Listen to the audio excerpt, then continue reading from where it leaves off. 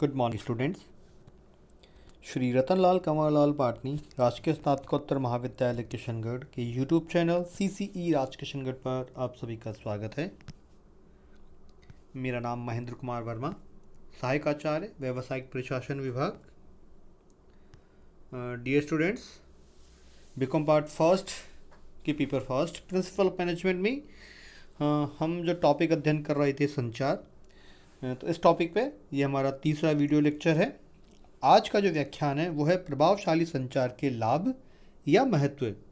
यह हम बात करें benefits importance of effective communication, यानी कि एक प्रभावशाली संचार के क्या क्या लाभ हो सकते हैं और उसका क्या महत्व है।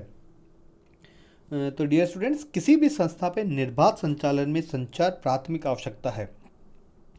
कीथ डेविस ने शायद इसलिए लिखा भी था कि एक संस्था के लिए संचार का उतना ही महत्व है जितना कि एक व्यक्ति के लिए रक्त संचार का।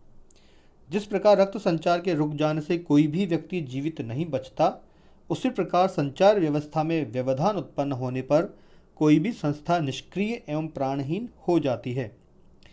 सभी कार्यों की सफलता संचार एवं संचार व्यवस्था पर ही निर्भर करती है। विद्वान लेखक खम्बाता ने लिखा है कि प्रभावशाली संचार कार्यों के समुचित निष्पादन में सहायता पहुंचाती है, दूसरे से सहयोग प्राप्त करते हैं, विचारों एवं निर्देशों को स्पष्ट रूप से समझते हैं तथा कार्यकुशलता में तुरंत एवं इच्छित परिवर्तन करते हैं। कहने का तात्पर्य यह है कि प्रभावी संचार एवं संचार व्यवस्था प्रत्येक संस्था के लिए अनेक प्रकार से लाभदायी हो सकती है। अब अगर इनका बिंदुवार हम इसका अध्ययन करें प्रभावशाली संचार के महत्व का या लाभ का, तो इसमें जो सबसे पहला बिंदु है वो है सफल पूर्वानुमान। प्रत्येक संस्था को अपने कार्यों में सफलता प्राप्त करने के लिए पूर्वानुमान करना होता है, यानी कि फोरकास्टिंग करनी होती है। इस हेतु अनेक सूचनाओं एवं तथ्यों को एकत्र करना होता है। इसके अतिरिक्त संबंधित व्यक्तियों से परामर्श करना होता है। प्रभावी संचार इन सब में योगदान देता है और पूर्वानुमान सफल हो पाता है। दूसरा बिंदु है प्रभावकारी नियोजन, यानी कि इफेक्टिव प्लानिंग। कुंज और ओ'डॉनेल ने लिखा है कि प्रभावकारी नियोजन तब तक किया जा सकता है जबकि इसके लिए उत्तरदायी प्रत्येक व्यक्ति को नियोजन क्षेत्र से संबंधित सभी सूचनाओं की जानकारी हो जाती है। प्रभावकारी नियोजन के लिए विभिन्न प्रकार की सूचनाओं, तथ्यों तथा आंकड़ों की आवश्यकता होती है। इन्हीं के आधार पर संस्था के उद्देश्यों, नीतियों, नियमों को निर्धारित किया जा सकता है। नियोजन करने में ही नहीं बल्कि इनके प्रभावकारी क्रियान्वयन में भी संदेशों के आदान प्रदान की निरंतर आवश्यकता होती है। क्रियान्वयन के लिए सभी को यथासमय नियोजन की जानकारी देने तथा उनका सहयोग प्राप्त करने के लिए संचार की आवश्यकता होती है। क्रियान्वयन के लिए सभी को यथासमय नियोजन की जानकारी देने तथा उनका सहयोग प्राप्त करने के लिए संचार की आवश्यकता होती है। थर्ड बिंदु है शीघ्र निर्णय, यानी कि प्रॉम्प्ट डिसीजन। प्रत्येक संस्था में प्रतिपल निर्णय करने होते हैं। किसी भी समस्या के समाधान के लिए या किसी भी कार्य को करने से पूर्व प्रबंधक को निर्णय लेने होते हैं।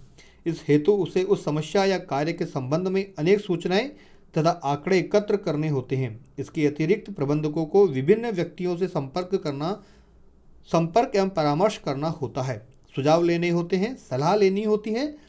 कभी यह सब कुछ औपचारिक होता है तो कभी कभी अनौपचारिक भी करना होता है। अतः प्रभावी संचार सुदृढ़ एवं शीघ्र निर्णय में लाभदायी होते हैं। फोर्थ पॉइंट है प्रभावकारी संगठन संरचना। प्रत्येक संस्था के कार्यों को करने के लिए संगठन संरचना तैयार करनी पड़ती है। इसे तो कुछ कार्य करने होते हैं, जैसे कि सर्वप्रथम अपनी संस्था के विभिन्न कार्यों को ज्ञात किया जाता है। तत्पश्चात उन कार्यों को संस्था के विभिन्न व्यक्तियों के बीच बांट दिया जाता है। उन कार्यों को करने के लिए आवश्यक अधिकार एवं दायित्व सौंपे जाते हैं। यह हम कहें कि अधिकारों का विकेंद्रीकरण तथा प्रत्यायोजन किया जाता है। अंत में उन सभी व्यक्तियों के बीच आपसी संबंध, अधीनस्थ अधिकारी या समानांतर के अधिकारी स्थापित किया जाता है।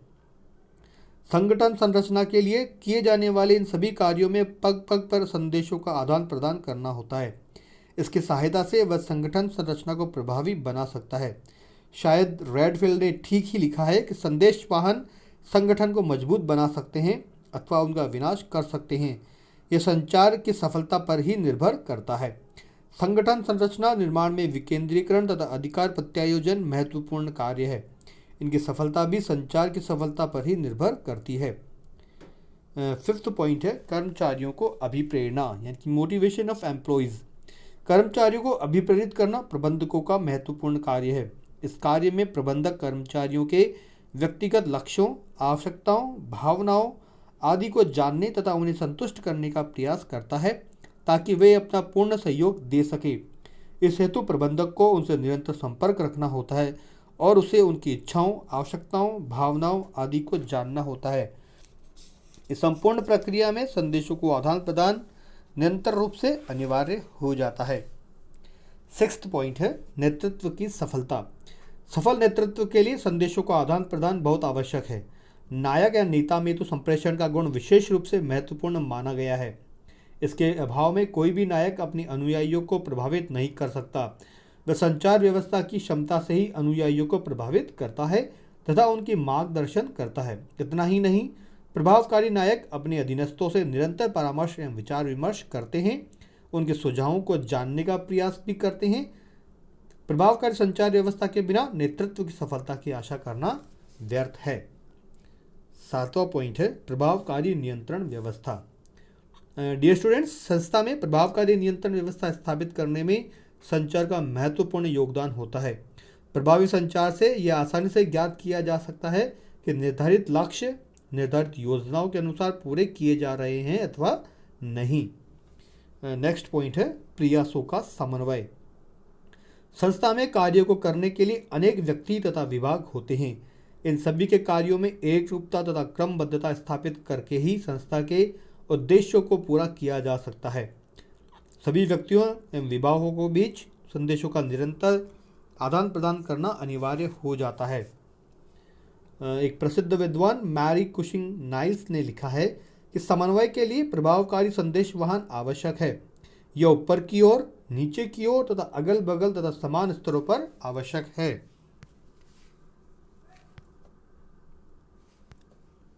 नेक्स्ट हम बात करें नाइन्थ पॉइंट की, तो वो है प्रजातांत्रिक प्रबंध यानी कि डेमोक्रेटिक मैनेजमेंट। संस्था में प्रजातांत्रिक प्रबंध को स्थापना के लिए संचार व्यवस्था एक प्राथमिक शर्त है। इसके बिना प्रजातांत्रिक प्रबंध की कल्पना करना ही व्यर्थ है। प्रजातंत्र में लोगों के मुंह तथा भावनाओं पर किसी भी प्रकार का अवरोध या विरोध नहीं होता। उन्हें स्वतंत्र रूप से अपनी बात कहने का अवसर दिया जाता है। ऐसी व्यवस्था में प्रबंधक स्वयं लोगों के विचारों एवं सुझावों को जानना चाहता है। वे निर्णय से पूर्व संबंधित व्यक्तियों से परामर्श करते हैं व निर्णय में कर्मचारियों को सहभागिता भी देते हैं। इस प्रकार स्पष्ट है कि प्रजातांत्रिक प्रबंध व्यवस्था वाली संस्था में द्विमार्गीय संचार पाया जाता है। इसे ही प्रजातांत्रिक प्रबंध की नींव सुदृढ़ होती है। नेक्स्ट पॉइंट है मानवीय संबंधों का निर्माण यानी कि बिल्डिंग ह्यूमन रिलेशंस। वर्तमान युग में कुशलतापूर्वक प्रबंध करने के लिए संस्था में मानवीय संबंधों का विशेष महत्व है। मानवीय संबंधों का निर्माण तब होता है जबकि प्रबंधक कर्मचारियों को उत्पादन के एक साधन के रूप में समझने के बजाय एक परिपूर्ण मानव के रूप में समझता है। रॉबर्ट डी बर्थ ने ठीक ही लिखा है, संचार व्यवस्था के अभाव में मानवीय संबंध स्थापित करना असंभव है। ये दोनों एक जुड़वा बच्चों के समान होते हैं। नेक्स्ट है मनोबल का निर्माण। मनोबल कर्मचारियों की एक मानसिक दशा या मनोवृत्ति है जो कार्य के प्रति स्वैच्छिक सहयोग करने के लिए प्रेरित करती है। सहयोग की प्रेरणा देने वाली मनोदशा के निर्माण में सतत संचार की महत्वपूर्ण भूमिका होती है।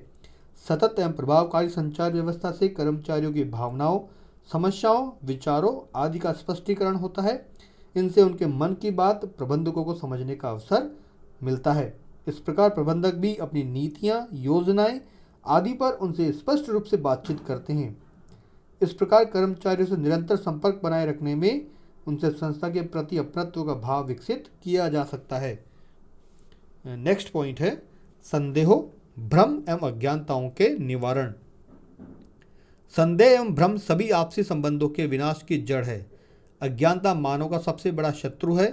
संचार इन सभी विनाशकारी तत्वों एवं शत्रुओं का नाश कर सकता है।